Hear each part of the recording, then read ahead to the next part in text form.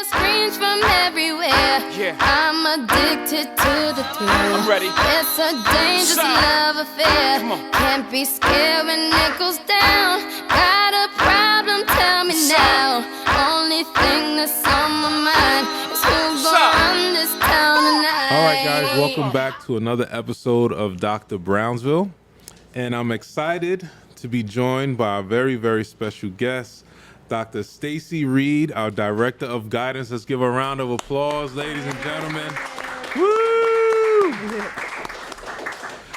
Dr. Reid, how are you? I'm good. How are you? Good, good, good. So, Dr. Reid, I have a bunch of questions for you. Okay. And some of them are going to be on him and some are not, because I want to throw you off a little bit. Okay. So first of all, how long have you been at Uniondale? I've been at Uniondale for close to, in January of 2026 will be 18 years. 18 years. Yes. Good, good, good. Well, let's start at the beginning. Okay. Where are you from? Where were you born? I was born in Brooklyn. Born in Brooklyn. Yes. The best borough on earth, the best place, the best people come from Brooklyn. What hospital you was born in? I was born in Brooklyn Jewish Hospital. Brooklyn Jewish. Okay. And you grew up in Brooklyn, or you I eventually? lived in Brooklyn until I was 6, and then my family moved to Long Island. And you're Panamanian. Yes, I am. It's Panamanian sister right here. The best people on earth are Panamanian. You understand that? Indeed. And you are the oldest, youngest, middle child? What are you? I am the youngest. I have a brother that's 8 years older than me. So it's just you two? Yes, it's just the So two you of were us. spoiled. You got everything you wanted, I can tell. Daddy's favorite. Okay. So No you comment. you moved to Long Island when you were 6 6 years old. Mm-hmm. Okay. And you grew up where in Long In Island? Deer Park. Deer Park, Yes, Long Island. I went to How elementary. was that?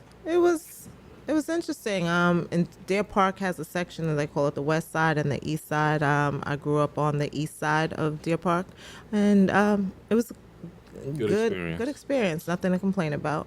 Okay. And the question I have for you is, like, when did you know that you wanted to how was your transition into the field of education? Like, what made you want to go into guidance? What made you want to go into education?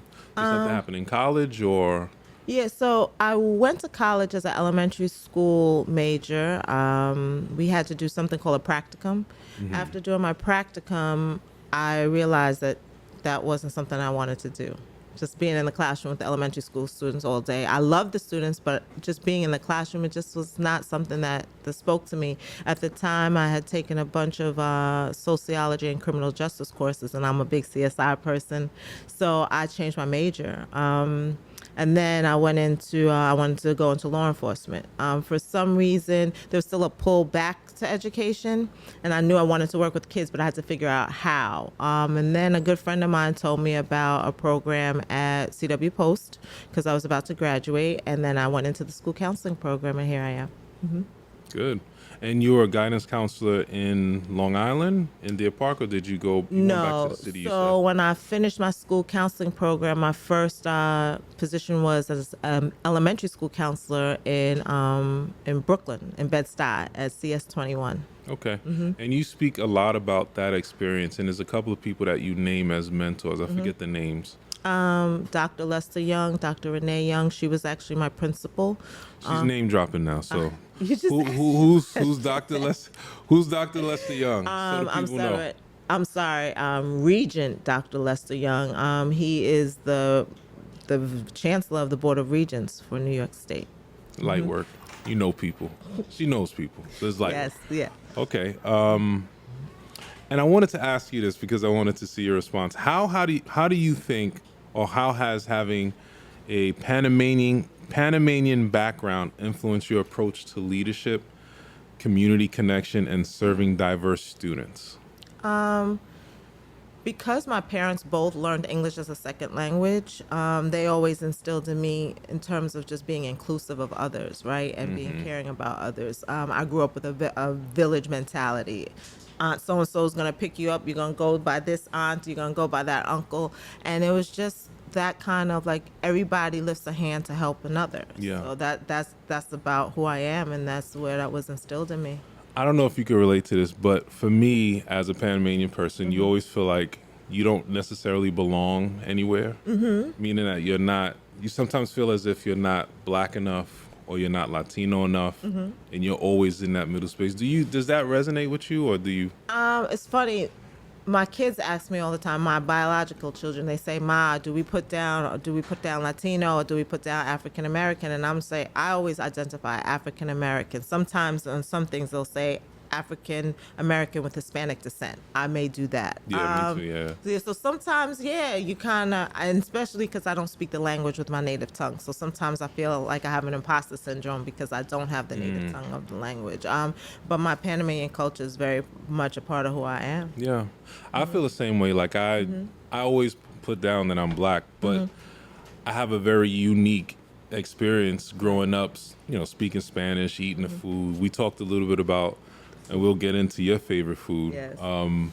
But I'm proud. I'm super proud to be Panamanian. But I often feel like very few people understand what that experience is like. So when you try and speak about it, it's like they don't really understand it. So you recently finished your doctoral degree. Let's give her a round of applause. Yay. Dr. Reid. How was that experience? That experience was tough. I started my doctoral journey when my twins were 2. And if I had to do it over again, I probably wouldn't have, because it took a lot of time out of the house with them. I didn't finish consecutively just in the time frame, just because my children were young. A lot of things started happening in terms of my personal life, my children and their co-curricular activities. But I persevered. It was something that I couldn't start and not finish. Yeah, and that's awesome. And the reason, if people are asking like why I have certain guests here, is because there's young Black girls that look exactly like you, that sometimes feel as if they can't get their doctorate, or because of for whatever reason. So I want to have examples and models for them to look up to. And speaking about your children, you know that this is an area of sensitivity for me because I'm jealous, very jealous of her children, and you will hear why. Can you talk a little bit about your oldest son and what he's doing right now? Okay, my oldest son, his name is Jaden Reid. Jaden Reid. Go ahead. He's now attending Northwestern University on an athletic scholarship. He's Division I. Yes. He gets busy. Championship for Lou High. I'm sorry, go ahead. I'm acting like you my kid. At this point, I want you to put up some clips. Find something on YouTube. You understand why I'm getting hyped. Her son is a dog. He's just nice, defense, offense, everything. Dag, man. Kids is playing soccer and all of this. I'm sorry, go ahead. That was part of the reason why the doctoral journey got delayed, just because we wanted to ensure that his dreams came true. What are some mistakes that you see other parents make? And I wanted to speak to her as a professional, but also as a parent, because her kids are awesome. What are some mistakes that you see some parents make with student athletes that you would encourage them to kind of avoid? Some mistakes. Allowing them to go through, like, if coach is not playing you right now, why is that? Figure out why you're not. What do you need to do to get playing time? Are you lacking on defense? Are you lacking on offense? What is it? Is it your attitude? Are you being a good teammate? Are you being an energy taker or energy giver? Like, those kind of things. So you don't go and argue with the refs and the coaches? Oh, no, I didn't say that. Like, like sometimes with referees, sometimes they make very bad calls, and then you don't always agree with coaches, but sometimes trying to make sure that they advocate for themselves first, not being the first one in the coach's face saying, well, why this, why that? Like, you figure it out, because at the end of the day, he's in college now. I'm not calling a coach to say X, Y, and Z. You have to figure it out. Right. No, I agree. I think for myself, what I see is that the most successful student athletes are children who've been taught to take full responsibility of their actions. And the ones that don't do well are the ones who blame everybody for everything. Right. I missed a jump shot is because the coach looked at me funny. Right. I'm missing a defensive assignment is because it's Thursday and my head hurt. It's always an excuse. Right. So I think training children to take responsibility of their actions is key. Right. What do you say? What is like? You had a couple of celebrations. One was the amount of students that are starting to take AP courses throughout the district. You've helped increase that number tremendously. You also helped to launch the wellness center that we have in the district. What are some of the most rewarding aspects you would say of your current role in being the director of guidance here at Uniondale? One of the things I love to see is at the end of the year when seeing a student go from ninth grade, and then some I know from middle school, elementary school, and then they're about to graduate. They're excited about their post-secondary journey. Like just seeing that light go off for them. What's next for them? Just seeing that trajectory. And then the other thing is, like you said, the increase in AP numbers, just having some of our students just really believe in themselves, right? Yeah. Like part of the charge when Dr. Akil came was when we met with the College Board reps, like we were looking at our numbers and just how do we get students to say and remove the myth of what an AP student is supposed to look like, speak like, talk like just removing that to ensure that all students know that I can do this. I'm capable and believing in themselves to take on a challenge. What there's students right now that don't want to take AP courses, and I try and speak to them about all of the benefits of it and how it translates into college. And what I've noticed specifically with Black and brown children is this idea that you have to be perfect or you have to be the best student on earth. And I tell them, like, just try one course that you feel confident in and then see what happens. You know what I'm saying? Like, you don't have to be the perfect student. So I agree with you 100%. Couple of quick hitters as we start to close out. Okay. Your favorite food. What is your favorite food to eat? My favorite Panamanian dish is going to be caramañoles, which is yuca with ground beef inside, seasoned ground beef. Okay. My favorite just American dish, I'm going to have to say pizza. Pizza. I'm a pizza lover, yep. I can't eat pizza anymore. I think it's too much cheese. Yeah, I like pizza. You don't want that problem. Your all-time favorite movie. What is your all-time favorite movie? I'm going to have to go between... and they're total opposites. War Room. War Room's a movie about a woman who kind of prays for her family. The Christian movie. Yeah, that was War nice. Room. And the movie Just Right with Queen Latifah and Common. Oh, I love that movie. There's so many, like Inkwell, The Wood, Yeah, Malcolm X. Malcolm X is a good one. That is definitely a good one. But like the feel good rainy day movies is gonna be those. I like It's gonna those. be Yeah. those. I don't know why they don't make movies like that anymore. Yeah, no, they don't. I They miss don't. those types of movies. I was looking at Two Can Play That Game the other day. Oh yeah, that's an old one. That's Yeah, a goodie. That's yeah. a goodie. Next is the best piece of advice you've ever received. The best piece of advice you have ever received. What's the best piece of advice? It was actually when I was getting down on myself about not completing my doctorate in time. And it's a quote by Nelson Mandela. It was from my mentor. And she said, "Don't judge me by the amount of times that I fell down. Look at the amount of times I get back up." Very good, very good. If you could have dinner with one person that's dead or alive, who would it be?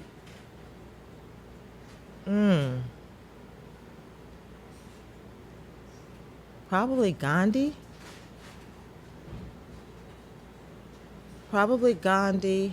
And alive. I don't know, but it would probably be Gandhi and Bob Marley. Bob Marley. Yeah. It'd be a lot of interesting smells in the room. Yeah, there's something about Bob Marley that just always intrigued me. Yeah.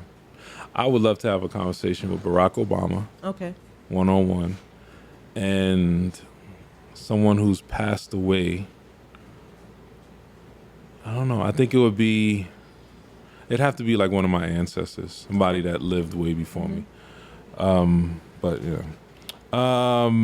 An artist or a song that you can listen to on repeat. I could listen to Tribe Called Quest all day. Yes. I could listen to Tribe all This day. is why I like her. as a person. And then another artist that I listen to all the time is Barris Hammond. Barris Hammond. Very good. And we're going to play that for your intro music, just so you know. Barris Yeah, Hammond. Barris Hammond. All right. And this is interesting. And guys, I want you to hear her say it. Her favorite all-time basketball player, her GOAT, is... Kobe Bryant. She selects Kobe Bryant over Michael Jordan and LeBron James. And I want you to explain your rationale. There's just something about Kobe's intellect, the way his grit and perseverance, and he just had no excuses. And I just like how he was unapologetically himself all the time. So this is the argument. Did he not copy Michael Jordan's entire swag? Did he not? I don't know. Yes, you do I know. don't You know. watched ball in the '90s. You know he picked up his whole bop, his swag. He could have, but he there's could just have. something about Kobe, the way he spoke different languages. I just felt like there was was a great something guy. about him that Yeah, was he's just great. different. We don't have this here, and I'm gonna ask you, Rihanna or Beyonce?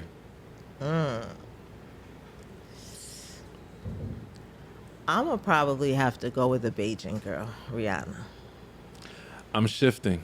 It used to be Beyonce, and now I'm shifting a Yeah. little bit. I just love her authenticity. Yes, mm-hmm. She was at a store buying quarter waters and like bacon, egg, and cheese. I like her energy. Yeah. Still like Beyonce, please. Yes. I don't No want. shade I to no Beyonce. no beehive. No shades of Beyonce. I don't want at any all. beehive energy. Rihanna's different. Mike Tyson or Floyd Mayweather? You know I'm into boxing, so I need to hear Either this. Roberto Duran. Roberto Duran, Hands of Stone. You guys don't understand. Panamanian assassin. Yeah. Actually, Mike Tyson imitated Duran because that was his favorite boxer. Why do you say? Do you really know about Roberto I Duran? grew up watching Roberto Duran with my uncles and then playing dominoes fight night. Yes. Roberto Duran, man. That's that guy right there. Okay, so when it comes to boxing, I love Floyd because he's offense and defense. Mm-hmm. But the person that motivates me through life, Mike Tyson Mike Tyson. from Brownsville. You don't understand, man. Like I'm super proud of being from Brownsville, but like his mindset, his mentality, everything that he does, I understand. Yeah, okay. Most people don't understand it, but I understand it. I really like him. What is happening right now in pop culture that you sincerely don't understand at all? That you have questions about? Drill music. Drill music. I can't take it. It gives me a headache. Yeah, And I don't it makes understand me any of it. I get a headache. I feel angry for no reason. Yeah, I can't. It just feels dark. And I don't want to sound like an old head, but it's just Yeah. not. Drill music is definitely something I don't get. The opposite, and the choppers. But it's just Yes. for hours. It's the same kind of thing. Yep. Drill music. And the I can't take it. shiesties and all. This is what I don't understand. And it's a question that I have. I feel like I'm going off the script. If you don't have that trauma in your life, why would you want to imitate and act like you have that trauma? Like, these I kids don't come from know. good homes. You know, they drinking Yeah. lattes in the morning, their grass is cut, and then they come to school with a ski mask Yeah. on. I don't understand it at all.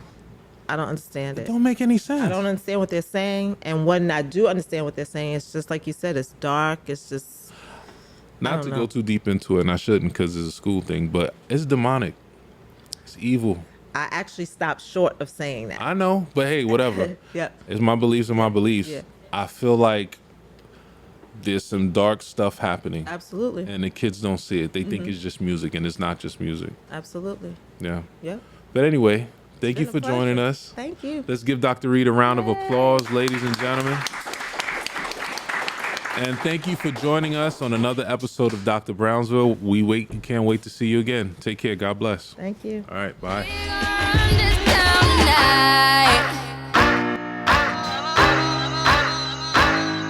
Sha.